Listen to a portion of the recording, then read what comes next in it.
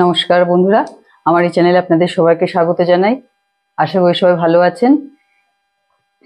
এর মধ্যে একজন একটা সুন্দর কমেন্ট করেছিলেন যে কেউ যদি ল অফ অ্যাট্রাকশনের টেকনিকগুলো ব্যবহার করতে না পারে তাহলে কি সে ভালো কিছু পাবে না?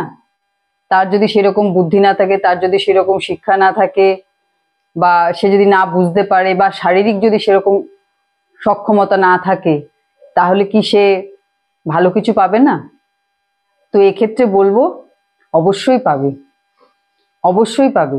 সবসময় যে টেকনিক ব্যবহার করলে বা টেকনিক প্র্যাকটিস করলেই যে সফলতা পাওয়া যায় তা কিন্তু নয়। অনেকেই আপনারা দেখবেন যে অনেক রকম টেকনিক প্র্যাকটিস করা সত্ত্বেও তারা কিন্তু সফল হচ্ছে না। কিন্তু অনেকে দেখবেন কিছু না করেও কিন্তু ভালো আছে এবং তাদের ইচ্ছা পূরণও হচ্ছে, মানে তারা যা পেতে চাইছে তারা নিজেদের জীবনে পেয়ে চলেছে। এক্ষেত্রে একটা জিনিস মনে রাখতে হবে যে যদি আপনার মনে অন্য কারো সম্বন্ধে রাগ, হিংসা এইসব যদি কিছু না থাকে, অন্যের সম্বন্ধে আপনি যদি ভালো মনোভাব রাখেন এবং অন্য কেউ উন্নতি করছে দেখে যদি আপনি ঈর্ষাকাতর না হন, আপনার মন যদি অন্যের প্রতি সহানুভূতিশীল হয়, আপনি যদি অযথা অন্যকে মনে দুঃখ দিয়ে কথা না বলেন, তাহলে আপনি যা পেতে চাইছেন তাহলে কিন্তু আপনি এমনিই পাবেন। এবং আপনার এক্ষেত্রে লক্ষ্য স্থির হতে হবে যে আজ একটা, কাল একটা, পরশু একটা, এরকম করলে হবে না। কারণ বেশিরভাগ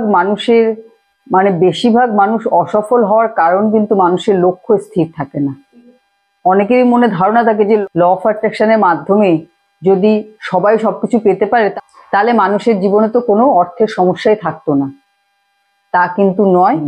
যত মানুষকে আপনি দেখছেন যে যারা অর্থনৈতিক সমস্যার মধ্যে আছেন তাদের নিজেদের কিন্তু লক্ষ্য স্থির নেই। আমি কিন্তু এরকম অনেক মানুষকে দেখেছি, আজ একটা, কাল একটা, পরশু একটা, কোনো জায়গায় তাদের মন টিকছে না।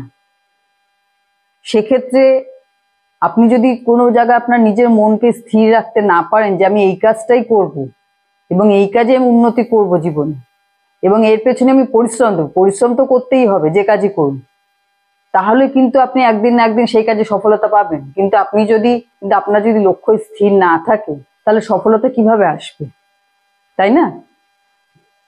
সেই জন্য আপনার যদি লক্ষ্য স্থির থাকে, আপনি যদি সত্যি ভালো মনের মানুষ হন, সবার প্রতি যদি ভালো মনোভাব রাখেন, তাহলে অবশ্যই আপনার ইচ্ছা পূরণ হবে। আপনার কিন্তু কোনো টেকনিক করার দরকারও পড়বে না।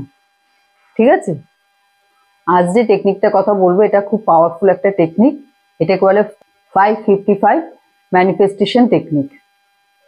যেমন আপনারা অ্যাফার্মেশন লিখেছেন, শুধু আমার ভিডিও দেখে না, অনেক অ্যাফার্মেশনের ভিডিও ইউটিউবে আছে, আপনারা সেগুলো দেখেওছেন এবং আপনারা জানেন যে কিভাবে অ্যাফার্মেশন লিখতে হয়। তো সেই যে অ্যাফার্মেশন লিখছেন, সেই অ্যাফার্মেশন লেখাটাকে মানে যে কোনো একটা জিনিস মনে স্থির করে নিন যে আপনি কোন জিনিসটা পেতে চাইছেন, মানে যেটা আপনার এখনই খুব দরকার, খুব প্রয়োজনীয় একটা অ্যাফার্মেশনকে আগে ঠিক করে নিন যেটা আপনি লিখবেন।